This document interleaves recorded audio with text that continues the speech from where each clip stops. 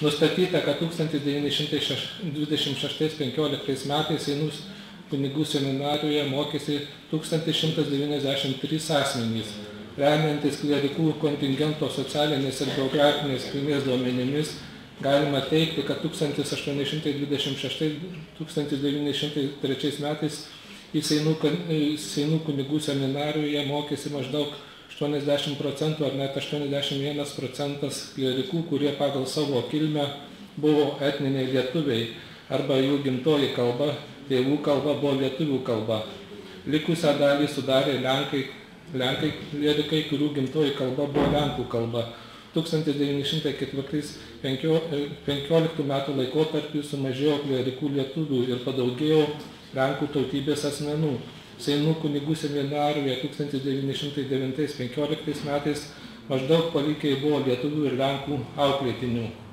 Nustačius klerikų tautinę priklausomybę galima patyrinėti Seinų kunigų seminarijos auklėtinių tautinės sąmonės klausimus. Iš anksčiau pateiktų duomenų apie tautinę klerikų kilmę išplaukė prielaida, kad pirmiausia reikia ieškoti lietuvių klerikų tautinės sąmonės apraiškų. Nuo XIX amžiaus 90-mečio pradžios Seinų kunigų seminarijoje suaktyvėja lietuvių klerikų veikimas.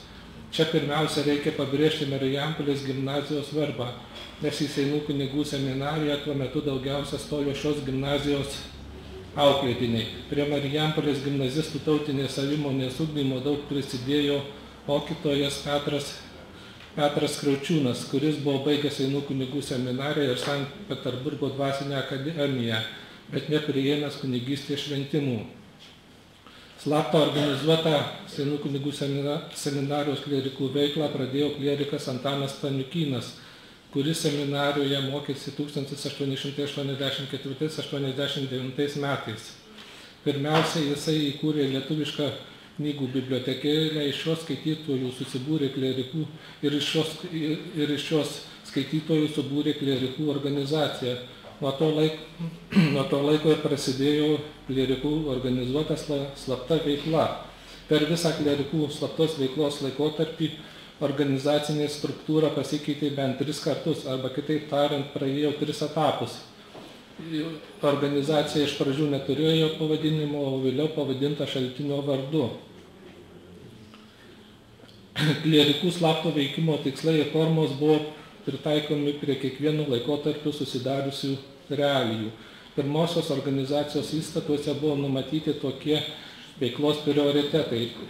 Pirmiausia, cituoju, palaikyti žmonėse lietuvišką dvasią, todėl išėjus iš seminarijos platinti lietuvišką spaudą, citatos pabaiga.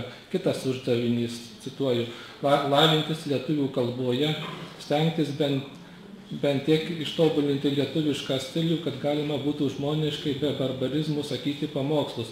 Kodėl klerikai nutarė tarp savęs kalbėtis lietuviškai, citatos pabaiga.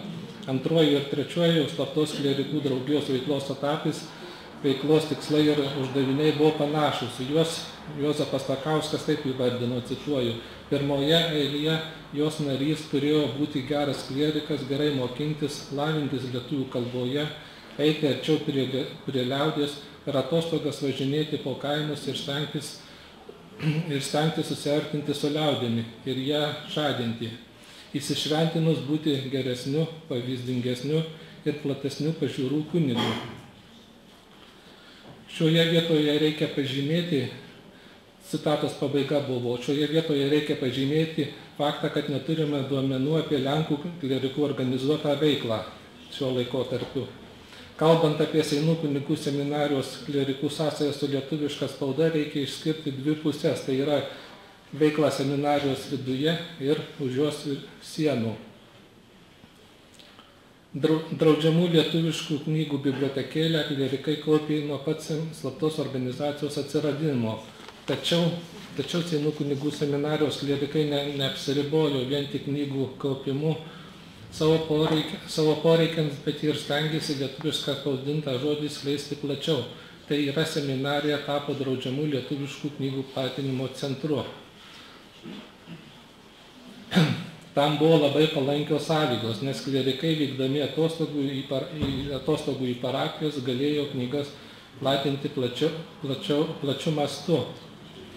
Dėl to kartais seminarijos patalpose susikaupdavo nemaži kiekiai draudžiamų lietuviškų knygų. Ypač dėmesį reikia atkreipti į vieną klierikų organizuotos veiklos aspektų, kad į šią veiklą galima žiūrėti kaip į vieną iš mokymo proceso sudėtinių dalių, nors ir vykdoma slaptai nuo seminarijos vadovybės. Kol seminarijoje nebuvo dėstoma lietuvių kalba, tai klierikai juos ėmė mokyti savarankiškai ir kad tokiu būdu galėtų pasiruošti savo profesiniam darbui sparčiai modernėjančioje lietuvių visuomenėje. Apskritai XIX amžiaus 9 ir 10 dešimtmečiuose, kai aktyviau pradėjo reikštis lietuvių klierikų tautinis sąmoningumas, lietuvių ir lenkų klierikų santykiai nebuvo priešiški. Nepaisant to, visgi buvo jaučiamas čia kabutėse vienų nuo kitų aiškus skirtumas. Bendrai tuo metu tarp Seinų kunigų seminarijos klierikų vyravo principas, jog bendras kelias į kunigystę jungia stipriau nei skiria tautiniai skirtumai.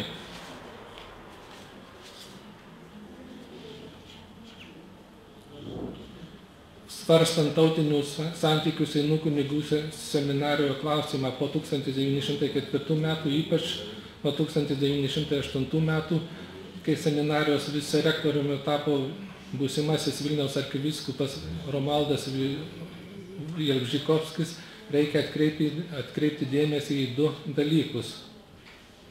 Pirma, seminarijos vadovybės pozicija, antra, dviejų seminarijų po vienu stogu formavimasis. Šių abiejų klausimų esmę labai tiksliai nusakė vienas nežinomas autorius, tikriausiai buvęs seminarijos auklėtinis, kuris rašė, cituoju, 1808–13 metais lietuvių klierikų seminarijoje buvo dauguma, bet lenkų skaičius vis didėjo dėka vicerektoriaus Jalbžykovskio.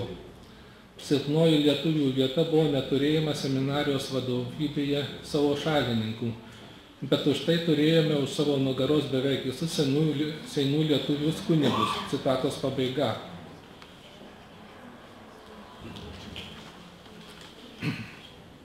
Arkivyskupo Jalbžykovskio biografas Adamas Šotas nurodo, kad Jalbžykovskis ilgai buvo vienintelis lenkas profesorius tarp seminarijos profesorių, tačiau šią autoriaus mintį reikia šiek tiek pakoreguoti, nes 1906–1909 metais seminarijoje dirbo profesorius lenkas daktaras Vladislavas Namiotka.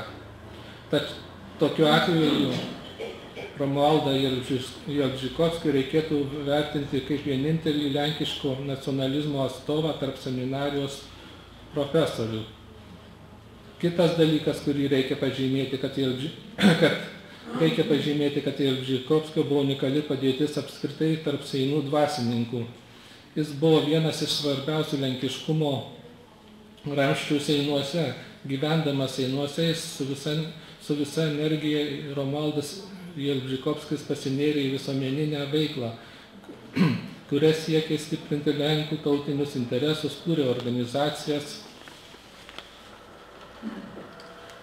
draugijas, įsteigė lenkų mokyklą, knygyną, skaityklą, biblioteką, palaikė glaudžius ryšius su Seinų miesto inteligentų šeimomis.